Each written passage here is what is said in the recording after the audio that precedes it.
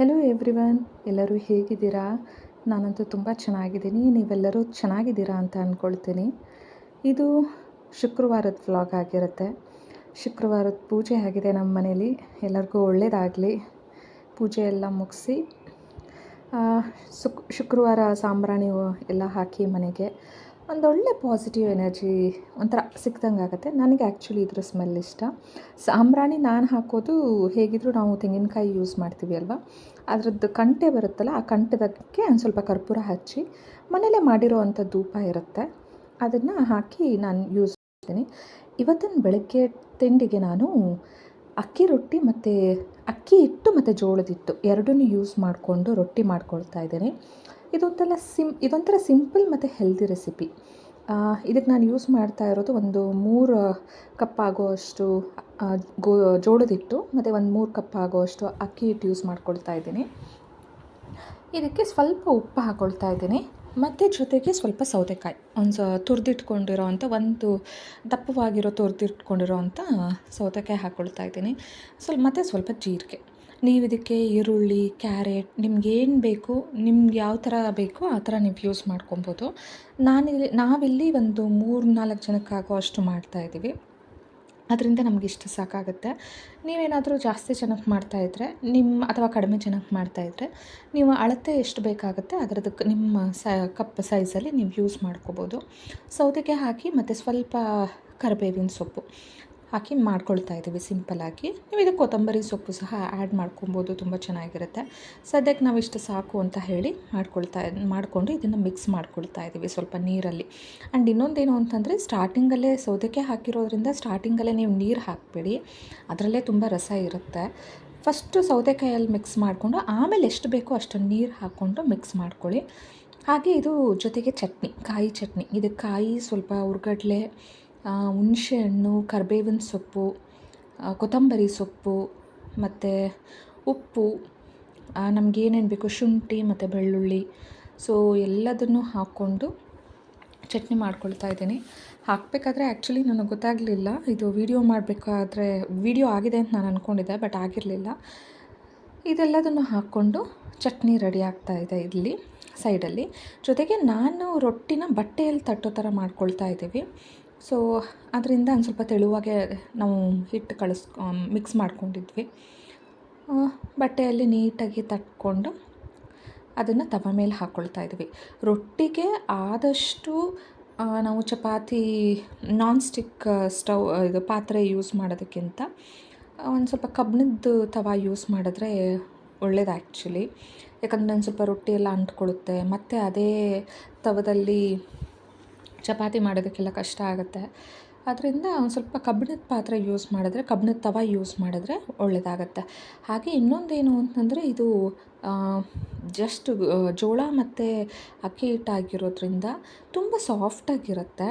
ಇದನ್ನೇನು ತುಂಬ ಜಾಸ್ತಿ ರಬ್ಬರ್ ಥರ ಏನು ಆಗೋದಿಲ್ಲ. ಫಾರ್ ಎಕ್ಸಾಂಪಲ್, ಇವಾಗ ನಾವು ರವೆ ರೊಟ್ಟಿ ಎಲ್ಲ ಮಾಡಬೇಕಾದ್ರೆ ತುಂಬ ಜಾಸ್ತಿ ಹೊತ್ತು ಬೇಯಿಸ್ಬಿಟ್ರೆ ರಬ್ಬರ್ ಥರ ಆಗಿಬಿಡುತ್ತೆ.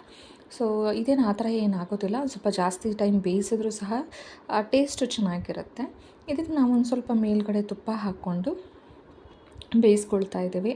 ಸೊ ಅದಕ್ಕೆ ಏನು ಬೇಕೋ ಆ ಥರ ನೀವು ಬೇಯಿಸ್ಕೊಂಡ್ರೆ ತುಂಬ ಚೆನ್ನಾಗಿ ಬರುತ್ತೆ ರೊಟ್ಟಿ ಎಲ್ಲ.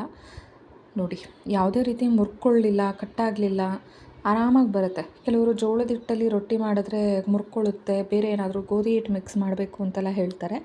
ಆ ಥರ ಎಲ್ಲ ಏನು ನೆಸೆಸಿಟಿ ಇಲ್ಲ. ಆರಾಮಾಗಿ ನೀವು ಮಾಡ್ಕೋಬೋದು ಜೋಳದ ಹಿಟ್ಟು ಮತ್ತು ಅಕ್ಕಿ ಹಿಟ್ಟು ಮಿಕ್ಸ್ ಮಾಡಿಕೊಂಡು. ಸೊ ರೊಟ್ಟಿನೂ ರೆಡಿ ಆಗ್ತಾಯಿದೆ. ಜೊತೆಗೆ ಇಲ್ಲಿ ನಮಗೆ ಚಟ್ನಿನೂ ರೆಡಿ ಆಗಿದೆ. ಆ್ಯಕ್ಚುಲಿ ಚಟ್ನಿ ಎಲ್ಲ ರುಬ್ಬಾಗಿದೆ. ಇದನ್ನು ಸರ್ವ್ ಮಾಡ್ಕೊಂಡು ತಿಂದಾಗ ತುಂಬ ಚೆನ್ನಾಗಿತ್ತು ಆ್ಯಕ್ಚುಲಿ, ಚಟ್ನಿ ಮತ್ತು ರೊಟ್ಟಿ. ನೀವು ಒಂದು ಸಲ ಟ್ರೈ ಮಾಡಿ. ನಿಮ್ಗೆ ಇಷ್ಟ ಆಯಿತು ಅಂತಂದರೆ ಕಮೆಂಟ್ ಮಾಡಿ ಏನು ಅನ್ನಿಸ್ತು ಅಂತ. ಬೇರೆ ಯಾವ ಥರ ರೆಸಿಪೀಸ್ ಬೇಕು ಅಂತ ನಮಗೆ ಒಂದು ಸಲ ಕಮೆಂಟ್ ಮಾಡಿ. ಸೊ ಆ ರೆಸಿಪೀಸ್ ಟ್ರೈ ಮಾಡ್ತೀವಿ ನಾವು. ಚೆನ್ನಾಗಿದ್ದರೆ ನಿಮಗೆ ತಿಳಿಸ್ಕೊಡ್ತೀವಿ. ಇದು ನಮ್ಮದು ಬೆಳಗ್ಗೆ ಬ್ರೇಕ್ಫಾಸ್ಟ್ ಆಗಿತ್ತು. ಮಧ್ಯಾಹ್ನಕ್ಕೆ ನಾವು ಪೊಂಗಲ್ ಮಾಡ್ಕೊಂಡಿದ್ವಿ, ಉಡಿ ಪೊಂಗಲ್ ಅಂತ. ಅದನ್ನು ವೀಡಿಯೋ ಮಾಡೋದು ಮರ್ತೋದೆ ಆ್ಯಕ್ಚುಲಿ ನಾನು. ಸೊ ಅದರಿಂದ ಬರೀ ಫೋಟೋ ಅಷ್ಟೇ ತೋರಿಸ್ತಾ ಇದ್ದೀನಿ. ಇದು ಒಂಥರ ಸ್ಪೆಷಲ್ ಆಗಿದೆ ಉಡಿ ಪೊಂಗಲ್. ನಾನು ಆ್ಯಕ್ಚುಲಿ ಫಸ್ಟ್ ಟೈಮ್ ತಿಂದಿದ್ದು, ಬಟ್ ಚೆನ್ನಾಗಿತ್ತು ಉಡಿ ಪೊಂಗಲ್. ಸಂಜೆ ಸ್ನ್ಯಾಕ್ಸಿಗೆ ಒಂದು ಸ್ವಲ್ಪ ಮಳೆ ಬರೋ ಥರ ಇದ್ದಿದ್ದರಿಂದ ನನಗೆ ಸ್ಪೆಷಲಿ ಆಲೂಗೆಡ್ಡೆ ಬಜ್ಜಿ ತಿನ್ನೋ ಹಾಗಾಗಿತ್ತು. ಸೊ ಅದರಿಂದ ಅಮ್ಮನಿಗೆ ಹೇಳಿ ಆಲೂಗೆಡ್ಡೆ ಬಜ್ಜಿ ಮಾಡಿಸ್ಕೊಂಡಿದ್ದೆ. ತುಂಬ ಟೇಸ್ಟಿಯಾಗಿತ್ತು, ತುಂಬ ಚೆನ್ನಾಗಿತ್ತು. ಇದು ಮಾಡೋದು ತುಂಬಾ ಈಸಿ, ಆಲ್ಮೋಸ್ಟು ಎಲ್ಲರಿಗೂ ಗೊತ್ತಿರುತ್ತೆ. ಇದಕ್ಕೇನು ಜಾಸ್ತಿ ಇಂಗ್ರೀಡಿಯೆಂಟ್ಸ್ ಏನು ಬೇಕಾಗಿಲ್ಲ. ಮೇಯ್ನಾಗಿ ಬೇಕಾಗಿರೋದು ಆಲೂಗೆಡ್ಡೆ ಮತ್ತು ಕಡಲೆ ಹಿಟ್ಟು. ಕಡಲೆ ಹಿಟ್ಟು ಜೊತೆ ಮಿಕ್ಸ್ ಮಾಡ್ಕೊಳ್ಳೋದಕ್ಕೆ ಸ್ವಲ್ಪ ಸ್ವಲ್ಪ ಉಪ್ಪು, ಮೆಣಸಿನ ಪುಡಿ, ಸ್ವಲ್ಪ ಅರಿಶಿನ ಮತ್ತು ಜೀರಿಗೆ ಬೇಕು ಅಂತಂದರೆ ಜೀರಿಗೆ. ಸೋಡಾ ಏನು ಹಾಕಿರಲಿಲ್ಲ ನಾವು, ಆ್ಯಕ್ಚುಲಿ ಸೋಡಾ ಏನು ಜಾಸ್ತಿ ತಿನ್ನಲ್ಲ ಅಂತ. ಸೋಡಾ ಹಾಕಿಲ್ಲದೆ ಇದ್ರೂ ಸಹ ತುಂಬ ಚೆನ್ನಾಗಾಗಿತ್ತು ಇದು. ಸೋಡಾ ಬೇಕು ಅಂತಲೇ ಅನ್ನಿಸ್ತಾ ಇರಲಿಲ್ಲ. ಆಲೂಗಡ್ಡೆ ಬಜ್ಜಿ ತುಂಬ ದಿನವೂ ಆಗಿತ್ತು ಆ್ಯಕ್ಚುಲಿ ನಾವು ತಿಂದು. ಸೊ ಅದರಿಂದ ನನಗೆ ಯಾಕೋ ಆಲೂಗಡ್ಡೆ ಬಜ್ಜಿ ತಿನ್ನಬೇಕು ಅನಿಸ್ತಿದ್ರಿಂದ ಆಲೂಗಡ್ಡೆ ಬಜ್ಜಿ ಮಾಡಿಸ್ಕೊಂಡಿದ್ದೆ ಸಂಜೆ ಟೀ ಜೊತೆಯಲ್ಲಿ. ತುಂಬ ಚೆನ್ನಾಗಾಗಿತ್ತು. ನೀವು ಒಂದು ಸಲ ಟ್ರೈ ಮಾಡಿ.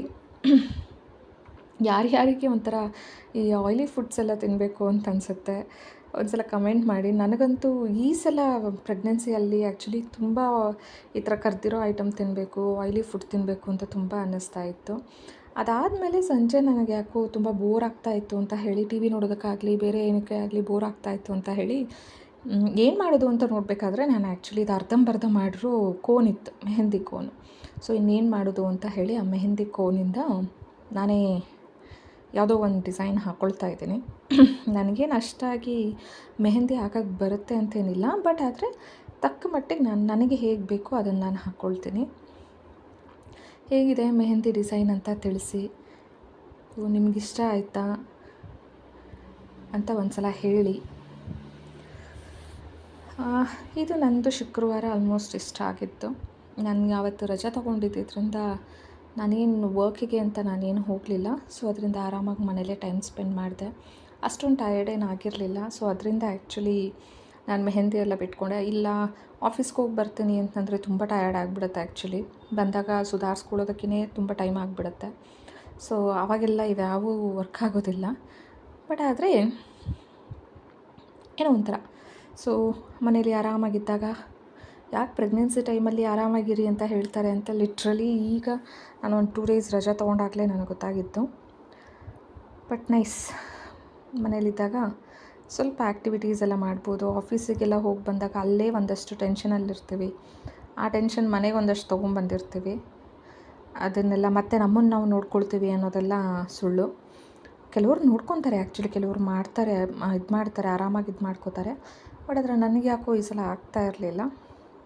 ಸೊ ಆರಾಮಾಗಿ ಇನ್ನೊಂದು ಸ್ವಲ್ಪ ದಿನ ಆದಮೇಲೆ ರಜೆ ತೊಗೊಂಡು ಮನೇಲೇ ಇರೋಣ ಅಂತ ಅಂದ್ಕೊಂಡಿದ್ದೀನಿ. ಇದು ನಂದು ಶುಕ್ರವಾರದ ವ್ಲಾಗ್ ಆಗಿತ್ತು ಆ್ಯಕ್ಚುಲಿ. ಸೊ ನಾನೇನು ಜಾಸ್ತಿ ಟೈಮ್ ಇಟ್ಕೊಳ್ಲಿಲ್ಲ ಇದನ್ನು. ಒಂದು 2 ಅವರ್ಸ್, ಒಂದು 7 o'clock ಹಾಕ್ಕೊಂಡಿದ್ದೆ ಅಷ್ಟೇ. ಒಂದು 9-9:30 ಅಷ್ಟು ತೆಗೆದುಬಿಟ್ಟೆ. ಆವಾಗ ಒಂದು ಸ್ವಲ್ಪ colour, normal colour, mehndi colour ಬರುತ್ತಲ್ಲ ಆ ಥರ ಬಂದಿತ್ತು. ತುಂಬ ಡಾರ್ಕಾಗಂತೇನು ಬಂದಿರಲಿಲ್ಲ. ಆಮೇಲೆ ನನಗೆ ಕೊಬ್ಬರೆಣ್ಣೆ ಹಚ್ಚಬೇಕು ಅಥವಾ ಸಕ್ಕರೆ ಪಾಕ ಹಚ್ಚಬೇಕು ಅಂತಲೂ ಯಾಕೋ ಅನ್ನಿಸ್ತಾ ಇರಲಿಲ್ಲ. ಮೂಡ್ ಸ್ವಿಂಗ್ಸ್ ಅನ್ನೋದು ಪ್ರೆಗ್ನೆನ್ಸಿಯಲ್ಲಿ ನಿಜ ಅನ್ನೋದು ಆ್ಯಕ್ಚುಲಿ ಟ್ರೂ. ಯಾಕಂದರೆ ಮೆಹಂದಿ ಹಾಕ್ಕೋಬೇಕು ಅನ್ನಿಸ್ತು. ಮೆಹಂದಿ ಹಾಕ್ಕೊಂಡಾದ್ಮೇಲೆ ಯಾಕಾದರೂ ಹಾಕ್ಕೊಂಡು ಅದನ್ನು ಯಾರು ಮೇಂಟೈನ್ ಮಾಡ್ತಾರೆ ಅಂತ ಅನ್ನಿಸ್ತಾ ಇತ್ತು.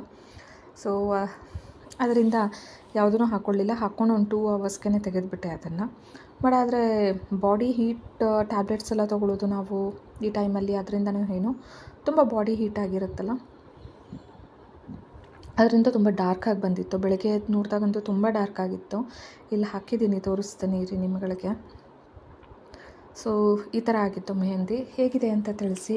ನಿಮಗೇನಾದರೂ ಈ ವಿಡಿಯೋ ಇಷ್ಟ ಆಯಿತು, ವ್ಲಾಗ್ ಇಷ್ಟ ಆಯಿತು ಅಂತಂದರೆ ಕಮೆಂಟ್ ಮಾಡಿ, ಸಬ್ಸ್ಕ್ರೈಬ್ ಮಾಡಿ. Thank you for watching. Thank you all.